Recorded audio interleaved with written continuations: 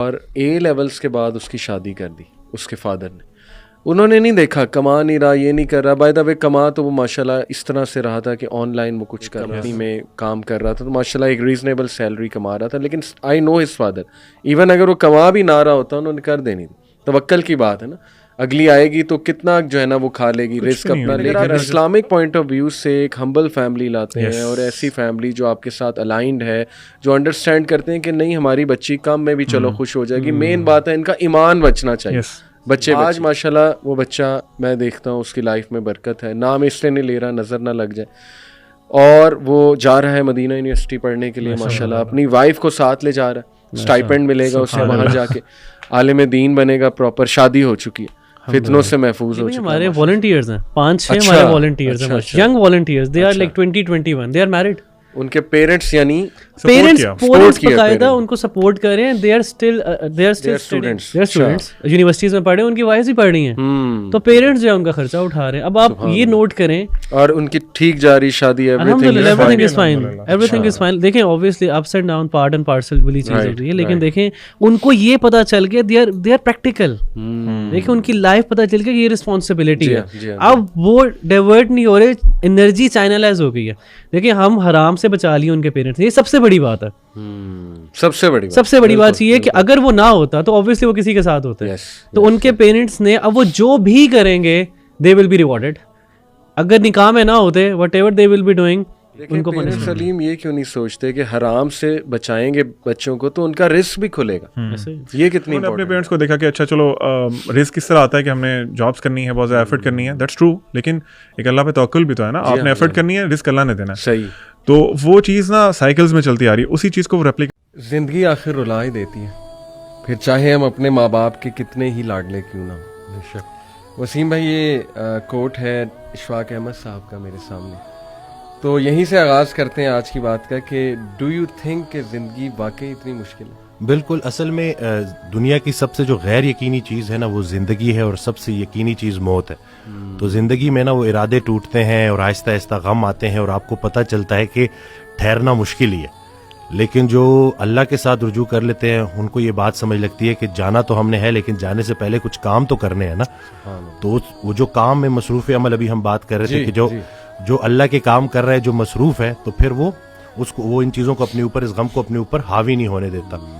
وہ حضرت واصف رحمۃ اللہ ایک شعر پڑھا کرتے تھے کہ غم بھی گزشتنی ہے, خوشی بھی گزشتنی, کر غم کو اختیار کے گزرے تو غم نہ ہو. تو یعنی کہ غم کو قبول کرنا ہے, اس کو ریڈ کرنا ہے, اور اس میں نا بڑا لیسن ہے. صحیح بات. تو یہ اللہ تعالیٰ ہماری برداشت, سب سے بڑی قوت برداشت ہے. بالکل صحیح. تو ہماری یہ برداشت بڑھانے کے لیے اللہ تعالیٰ غم بھیجتا ہے. صحیح. اور آہستہ آہستہ صبر کے ذریعے, نماز کے ذریعے انسان جو ہے نا اس مشکل سے نکل آتا ہے, کیونکہ اللہ کا وعدہ ہے کہ ہر سختی کے ساتھ آسانی ہے. تو سختی کے بعد آسانی ہے.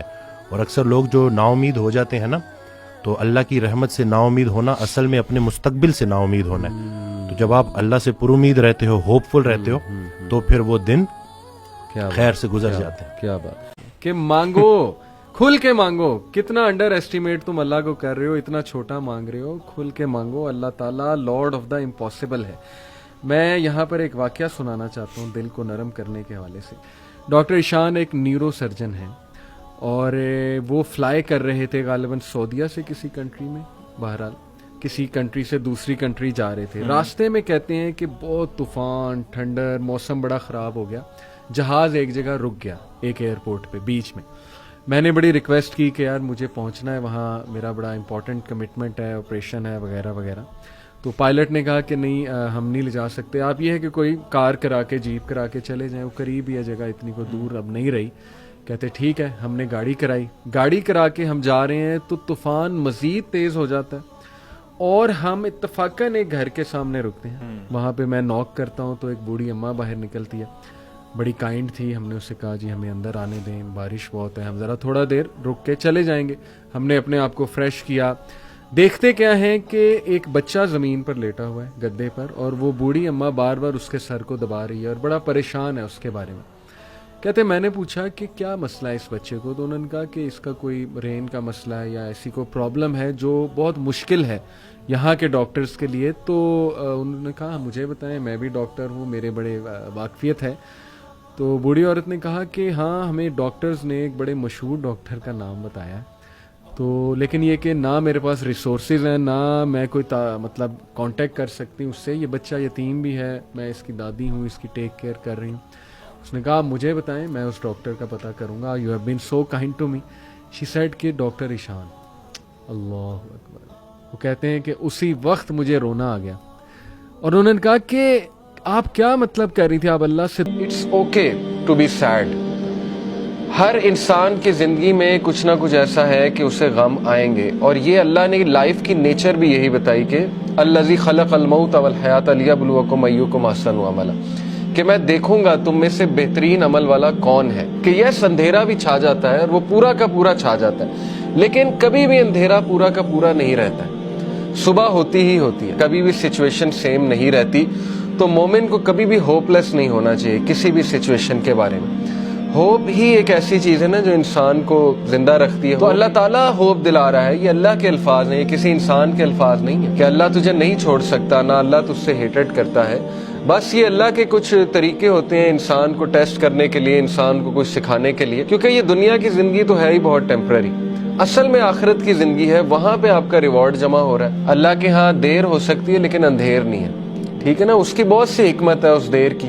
اللہ تعالیٰ پتہ نہیں آپ کو کیا ریمائنڈر دینا چاہ رہا ہے آپ سے، کیا آپ کو ٹھیک کرنا چاہ رہا ہے، آپ کے کون سے سکلز کو باہر لانا چاہ رہا ہے اللہ. کیا وہ ہی نہیں جانے گا جس نے تمہیں میں سکولز میں جاتا ہوں، چھوٹی چھوٹی بچیاں 8 کلاس سے، خرچہ اٹھانا ہے. مرد تو جو ہے وہ ظاہر ہے کیس کوس کر کے نکل جائے گا، لیکن یہ آپ کے سارے مسئلے حل ہو جائیں گے اگر آپ اس آیت پہ آ جائیں. It is not fit for a believing man اور اے بلیونگ وومن. نہیں زیب دیتا ایک مومن مرد اور مومن عورتوں کو کہ جب اللہ اور اس کا رسول ایک فیصلہ کر چکے ہیں تو اس میں اس کے بعد ان کا کوئی اوپینین ہو. یہ ہے فیصلہ اللہ کا. ہم میں آدھے سے زیادہ لوگوں کو یہ ڈیفینیشن ہی ہضم نہیں ہونی مومن کی اور مسلمان کی کہ یہ کیا، اس کا مطلب ہم سلیوز ہیں. یہی ہے نا، ہمیں تو یہ بتایا گیا تم فری ہو، تم بہت اوپینینیٹڈ ہونا چاہیے، تمہارا یہ اوپینین ہونا چاہیے، وہ اوپینین ہونا چاہیے. ٹروتھ تو یہی ہے کہ ہم اطیع اللہ و اطیع الرسول کرنے والے لوگ ہیں، اور جتنا یہ ہم اپنی جنریشن کو جلدی بتا دیں، چاہے ان سے ہضم ہو یا نہ ہو، اتنا ہمارے لیے بہتر ہے. کسی بھی طریقے سے ان کی تربیت اس پہ کریں. And whoever disobeys, اور اس کے بعد جو بھی ڈس اوبے کرے گا اللہ کو اور اس کے رسول کو، has certainly trade into clear error, تو پھر فقط ضل ضلالا مبینہ، وہ پھر بہت ہی گمراہی کا شکار ہو. میں لوگوں کو دیکھتا ہوں کہ یار ان کی لائف میں نا کچھ اپ اینڈ ڈاؤن چل رہا ہوتا ہے، گھر والوں سے نہیں بن رہی ہوتی، سٹریس آ رہا ہوتا ہے، اسائنمنٹس کا سٹریس ہے، انکمپلیٹ ٹاسک کا سٹریس ہے، وہ روٹین نہیں فالو کر پاتے، فیل ہوتے ہیں، ان سے وہ ذمہ داریاں نہیں نبھائی جا رہی جو ان پر مسلط ہیں، وہ ڈپریشن میں جاتے ہیں، وہ انگزائٹی میں جاتے ہیں. اب شیطان مزید ڈپریس کرتا ہے، اور پھر ان کی نمازیں آہستہ آہستہ چھوٹتی ہیں، ان کی نمازوں میں وہ مزہ نہیں رہتا، ان کی عبادت میں وہ مزہ نہیں رہتا. کیا چال ہے یار، دیکھیں آپ اس کی.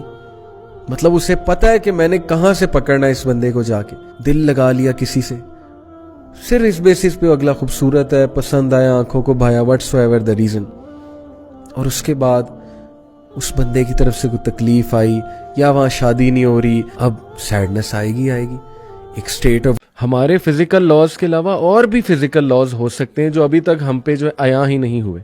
اتنا اہم ٹاپک ہے، سبحان اللہ، اتنا اہم ٹاپک ہے کہ اس پر بات کی جائے. سب سے بدترین مخلوق وہ ہوگی جن پر قیامت قائم ہوگی. کیا نبی صلی اللہ علیہ وسلم کے علاوہ بھی کچھ لوگ شفاعت کریں گے؟ عام لوگ بھی کریں گے؟ جھوٹ ایسی بدترین چیز ہے، اگر بندہ اسے جان نہ چھڑائے تو وہاں پہ بھی جان نہیں چھوٹے گی، بندہ اور زیادہ پھنسے گا. ان موضوعات پہ بات بھی نہیں ہوتی، سوچا بھی نہیں جاتا، لوگ ڈر جاتے ہیں. کچھ ہمارے لوگ نا نوجوانوں کے ذہنوں میں آنے والے سوالات سے غصہ کر جاتے ہیں.